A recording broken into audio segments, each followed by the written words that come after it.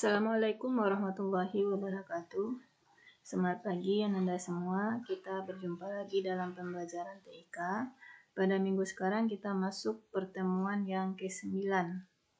Pada pertemuan yang ke-9 dengan materi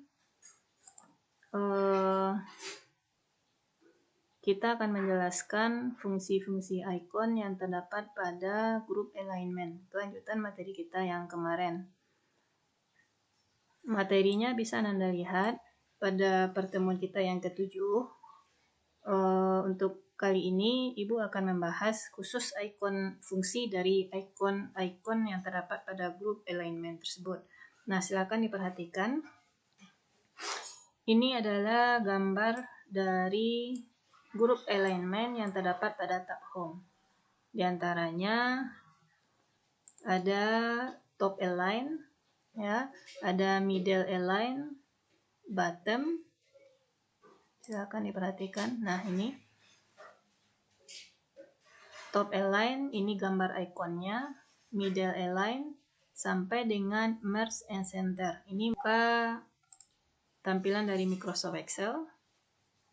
Silakan Anda perhatikan dan lihat apa perbedaan masing-masing dari icon tersebut. Nah, sekarang kita berada di tab home, ya. Yang akan kita jelaskan adalah bagian dari grup alignment. Sekarang Ibu ketik di sel D3. Kita ketik di sini grup alignment. Nah, kita perbesar kolom, kita tambah tinggi baris. Ya, ingat ya cara memperbesar kolom, tinggal menarik seperti ini. Kalau menambah tinggi baris, kita klik di antara baris 3 dan 4, kita tarik ke bawah. Ini untuk menambah tinggi baris. Nah, sekarang kita gunakan fungsi yang terdapat pada grup alignment. Ibu klik sel D3, kolom D, baris 3. Sekarang kita gunakan top align, ya. Ini lihat ikonnya baik-baik, top align. Kita klik dulu D3, kita gunakan fungsi top align. Sekarang Ibu klik, lihat perbedaannya. Nah, maka teksnya akan tertarik ke atas sel, ya. Lalu kalau middle align, dia akan berada di tengah-tengah sel. Sekarang Ibu klik. Nah, itu perbedaannya. Kalau bottom align, dia akan berada di bawah. Lalu ini rata kiri. Nah, sekarang Ibu perlebar supaya jelas perbedaannya. Ibu tambah lebar kolomnya. Nah, kalau center, ya, rata tengah, Ibu klik. Nah, maka teksnya berada di tengah-tengah sel. Kalau rata kanan atau align stack right, Ibu klik, maka dia akan berada di sebelah kanan. Nah, jika kita aktifkan center, kita ambil middle align, maka teksnya akan berada di tengah-tengah sel. Nah, seperti ini. Ya. Nah, sekarang yang aktif adalah center dan middle align. Nah, jika kita aktifkan center, yang kita di atasnya top align, maka dia akan berada di atas, teksnya berada di atas. Nah, kalau bottom align, teksnya berada di bawah. Nah, jika kita aktifkan rata kiri, teksnya berada di sebelah kiri, kita ambil top align, maka teksnya akan berada di atas. Nah, seperti itu kira-kira. Nah, kita lanjut icon yang selanjutnya, yaitu AB ini. Ya, perhatikan, ini nama ikonnya adalah orientation. Nah, jadi icon yang keempat ini fungsinya adalah mengatur arah penulisan dari teks. Nah, sekarang kita klik D3. Silahkan klik AB ini, Ibu klik panahnya ini. Nah, di sini ada beberapa pilihan. Ada yang arah penulisannya menurut panah ini ke atas, ini panahnya ke bawah. ya, miring ke bawah. Ini vertikal ke bawah, vertikal ke atas, ya. Nah, inilah yang akan merubah posisi dari arah penulisan atau teks. Nah, sekarang kita coba satu jenis ikonnya. Sekarang Ibu klik D3. Jangan lupa klik dulu D3 untuk supaya perintahnya bisa berubah. Sekarang kita coba yang tulisannya miring ke atas. Ya, miring ke atas. Ibu klik, lihat perubahannya. Nah, perubahannya seperti ini. Untuk melihatnya kita perbesar, ya, kita perlebar kolom, kita tambah tinggi baris. Nah, kira-kira posisinya seperti ini. Ya, sekarang Ibu ambil yang center. Nah, seperti ini. Kita ambil posisinya yang center ya, supaya posisinya di tengah. Ibu perkecil lagi. Nah, kira-kira perubahannya seperti ini. Nah, bagaimana dengan panahnya miring ke bawah? Ini sekarang Ibu klik yang bagian angelnya, angel clockwise. Nah, teksnya arahnya berubah. Lalu vertical text. Nah, dia seperti ini. Kenapa seperti ini? Kita tambah tinggi baris. Nah, kita tambah tinggi baris. Nah, kita tambah lagi. Karena ini teksnya terlalu panjang. Ya, Ibu perkecil. Nah, kalau kita tambah tinggi baris, maka akan nampak perbedaannya. Nah, ini karena teksnya terlalu panjang, ada dua kata. Jika satu kata saja tidak perlu selebar ini. Nah, sekarang Ibu tarik lagi ke atas. Nah, dia akan jadi seperti ini. Nah, itu yang icon vertical text. Nah, bagaimana dengan rotasi text up? Nah, kita lihat. Nah, kalau rotasi text up dia seperti ini. Nah, nanti Anda bisa cobakan bagaimana dengan rotasi text down. Nah, itu perubahannya. Nah, ini formatnya ya. Nah, itu kira-kira perbedaan masing-masing icon yang terdapat pada orientation. Yang ketiga, yang terakhir ini format cell alignment. Format cell alignment ini akan muncul sebuah kotak dialog format cell. Di sini kita bisa mengubah langsung. Ini yang orientation. Kita tinggal menarik panah saja. Kita mau arahnya ke sini, tarik panahnya. Nah, oke. Nah, maka dia akan miring ke sini. Nah, kita ulang. Ibu ambil format cell alignment. Nah, sekarang kita tarik saja garis ini sesuai keinginan. Nah, misalnya dia miring ke sini. Nah, jangan lupa klik OK. Nah, maka perubahan teksnya seperti ini. Nah, begitu kira-kira. Nah, sekarang bagaimana cara mengembalikannya ke awal? Kita ambil format cell. Nah, kita tarik luruskan. Nah, maka dia akan kembali seperti semula.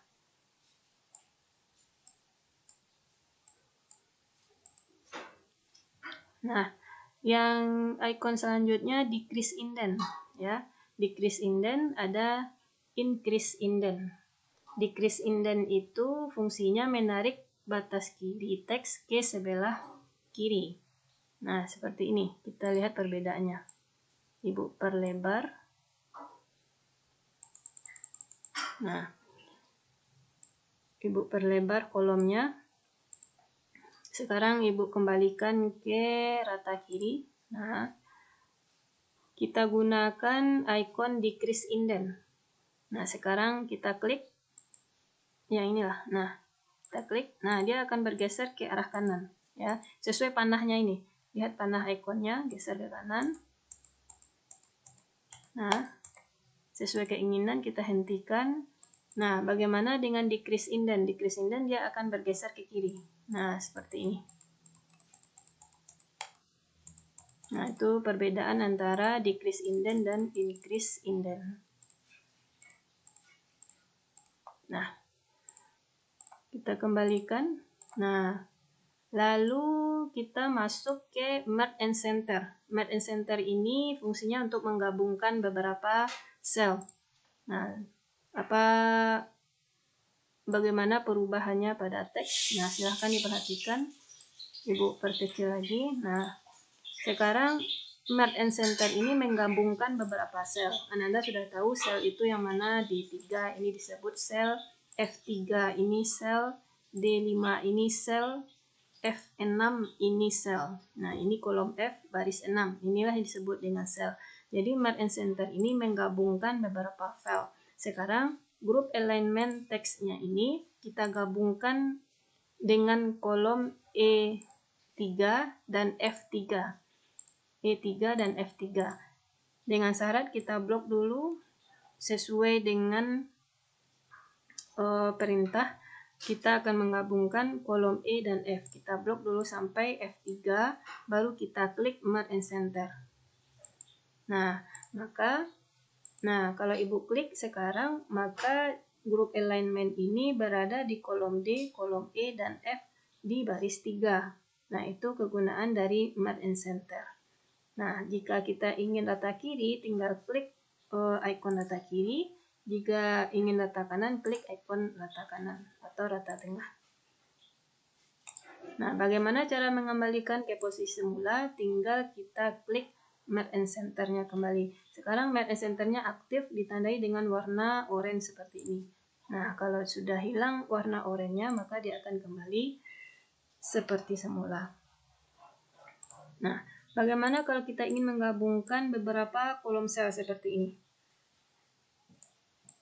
Kita ingin menggabungkan kolom D, kolom E, kolom F, baris 3, 4, 5, 6, 7, 8. Ingat kita blok dulu. Nah, blok sampai baris E8, F8, F8, kolom F, baris 8. Nah, kita blok. Nah, kita aktifkan ikon Merge and Center. Nah, maka dia akan berada seperti itu. Itu kegunaan dari Merge and Center. Untuk mengembalikan ke awal, klik lagi Merge and Center. Nah, seperti ini. Nah, apa kegunaan wrap text? Ya, kalau wrap text ini fungsinya adalah menampilkan semua isi sel dalam beberapa baris. Menampilkan semua isi sel dalam beberapa baris. Nah, fungsinya lihat pada catatan sebelumnya ya. Nah, contohnya seperti ini. Ini sekarang kita berada di baris 3. Teksnya group alignment. Sekarang Ibu perkecil kolomnya. Nah, Ibu perkecil kolomnya. Maka teksnya akan menjadi 2 baris pada kolom yang sama. Ini wrap text, fungsi wrap text. Sekarang Ibu hapus lagi. Nah, ini seperti yang ya, Ibu blok, Ibu perkecil kolomnya. Sekarang Ibu klik. Ibu aktifkan wrap text. Nah, maka dia teksnya akan menjadi ini 3 baris, kita jadikan 2 baris, perlebar sedikit kolom. Nah, maka dalam satu sel itu dia akan menjadi beberapa baris. Itu yang wrap text. Nah, sekarang kita contohkan, misalkan ada sebuah teks di sini D nomor, di C3 ini nama, di D3 ini nilai UTS PAI. Nah, di sini nilai E4 nilai UTS matematika. Nah, sekarang kita tambah tinggi baris. Nah, sekarang posisi nomor dan nama ini berada di bawah sel ya, di bawah sel. Sekarang kita posisikan dia di tengah sel supaya lebih rapi. Kita blok kolom B dan C baris 3, kita blok. Kita klik center ya. Kita klik yang di atas ini, middle align. Nah, maka posisinya akan berada di tengah-tengah sel. Nah, bagaimana dengan nilai UTS dan nilai UTS matematika? Sekarang wrap text-nya ini aktif, Ibu nonaktifkan dulu. Nah, sekarang posisi pengetikannya seperti ini, nilai UTS PAI. Kalau ingin kita memperlebar, nah dia akan seperti ini. Kita perlebar lagi. nilai UTS matematika. Nah, tetapi tuntutan dari perintah soal, nilai UTS PKI ini harus 2 baris pada baris yang sama. Nilai UTS ini juga harus 2 baris teksnya. Nah, bagaimana caranya? Kita aktifkan wrap-text-nya. Kita blok, aktifkan wrap-text. Perkecil kolomnya. Blok, ya, Ibu klik wrap-text, aktifkan.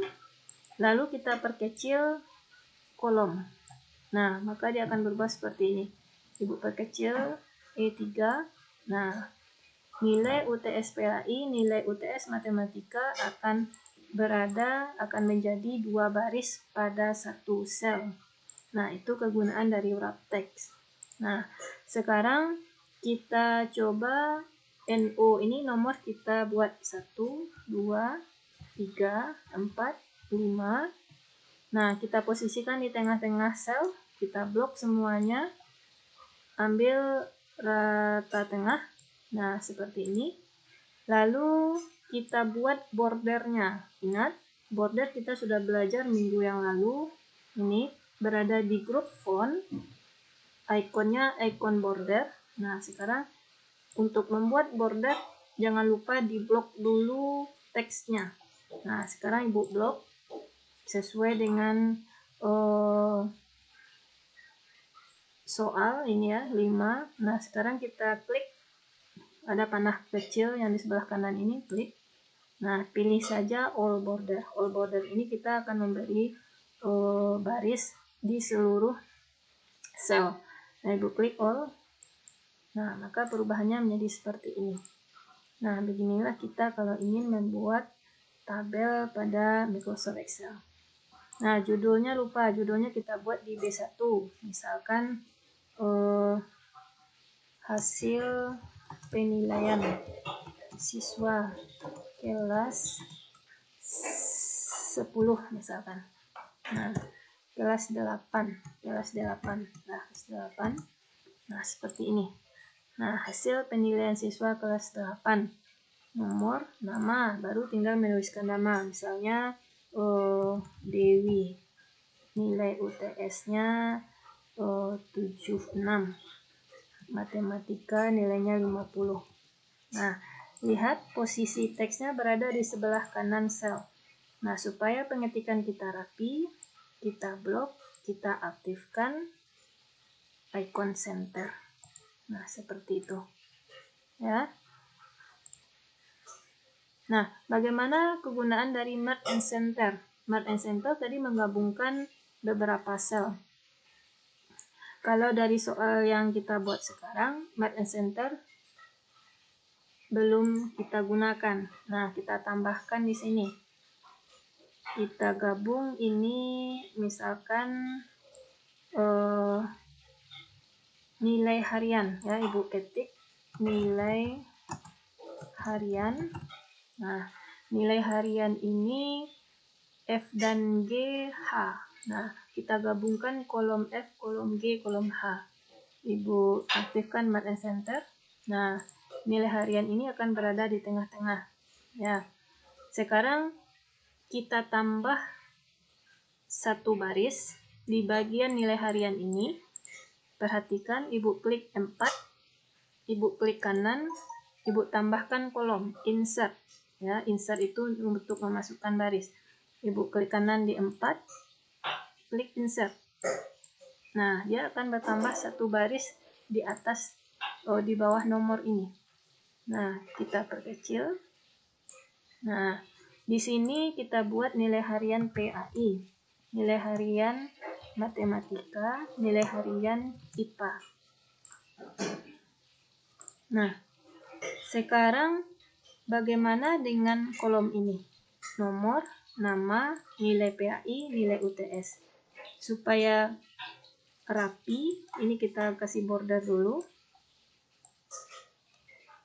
Ya.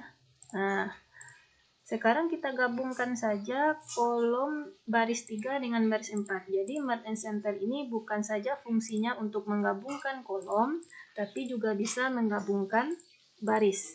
Nah, sekarang Ibu blok NO di baris 3 dan 4. Ibu klik Map and Center.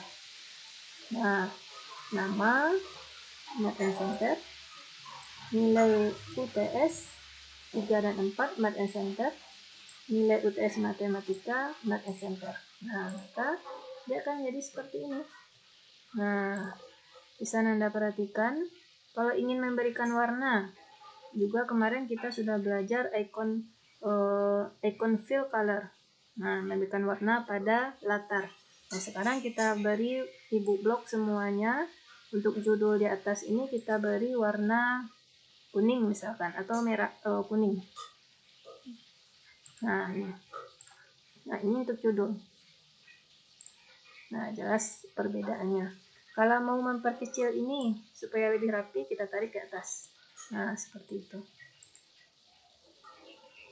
Nah, itulah kira-kira materi kita pada hari ini, yaitu kegunaan dari grup alignment. Jadi kita sudah bahas 3 fungsi dari grup yang terdapat pada tab home, yaitu grup keyboard, grup font, dan grup alignment. Minggu depan kita masuk ke grup yang keempat, yaitu number. Nah, mudah-mudahan anak-anak bisa paham dan mudah dimengerti.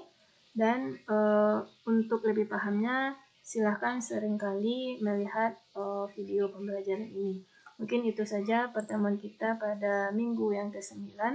Ibu sudahi. Assalamualaikum warahmatullahi wabarakatuh.